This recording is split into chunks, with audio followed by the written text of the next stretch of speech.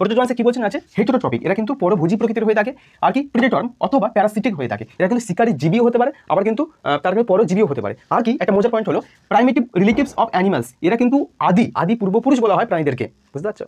আমি বলছি অ্যানসারটি বলছে। আচ্ছা, এটা কিন্তু 4টে টাইপের হয়ে থাকে। একটা হলো অ্যামিবয়েড, ফ্ল্যাজেলেটেড, সিলিটেড আর কি স্পোরোজোয়ান্স, প্রোটোজোয়ান্স। ঠিক আছে, অ্যামিবয়েড প্রোটোজোয়ান্সের মধ্যে কি পাবো না যে প্রিডেটরকে অর্থাৎ শিকারী জীবী হিসেবে কে কাজ করবে, অ্যামিবা কাজ করে।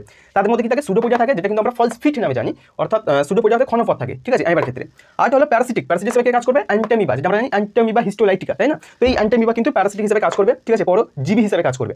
আচ্ছা, আর কি থাকে এই যে অ্যামিবয়েডের মধ্যে সিলিকা সেল অন দ্য সারফেস, তাদের যে পৃষ্ঠে কিন্তু তারা সিলিকা সেল প্রেজেন্ট থাকে, যার ফলে তারা কি করতে পারে, মুভমেন্ট করতে পারে। ঠিক আছে, এটা নিট 2018 সালে কিন্তু এই কোশ্চেনগুলো, এই পয়েন্টগুলো থেকে কিন্তু তোমার কোশ্চেন পড়েছিল, আর এখানে কিন্তু নিট 2024 সালে কিন্তু কোশ্চেন কিন্তু এখান থেকে পড়েছিল। ঠিক আছে, আচ্ছা, দ্বিতীয় ফ্ল্যাজেলেটেড যে প্রোটোজোয়ান্স কি বলছে না যে ফ্ল্যাজেলেট আমি বুঝতে পারছো হ্যাভ ফ্ল্যাজেলা, এর মধ্যে ফ্ল্যাজেলা প্রেজেন্ট থাকে।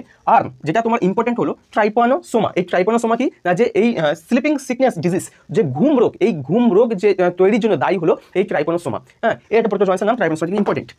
3 নম্বর পয়েন্ট হচ্ছে সিলিয়েটেড প্রোটোজোয়ান্স। সিলিয়েটেড প্রোটোজোয়ান্স কি অ্যাক্টিভলি মুভিং, কারণ এর মধ্যে সিলিয়া প্রেজেন্ট থাকে। সিলিয়া প্রেজেন্ট থাকার ফলে কি করতে পারে, এরা মুভ করতে পারে অ্যাক্টিভলি। হ্যাঁ, হ্যাভ এ ক্যাভিটি, যেটাকে আমরা জানি গুলেট, এর মধ্যে কি ক্যাভিটি থাকে, এদের মধ্যে ক্যাভিটি থাকে বা নালী থাকে, গুলেট মানে কি নালী থাকে, যার মাধ্যমে কিন্তু খাবার গ্রহণ করতে পারে। ঠিক আছে, এক্সাম্পল প্যারামোশিয়াম, এক্সাম্পল কি বলছি, প্যারামোশিয়াম হলো এর এক্সাম্পল সিলিয়েটেড।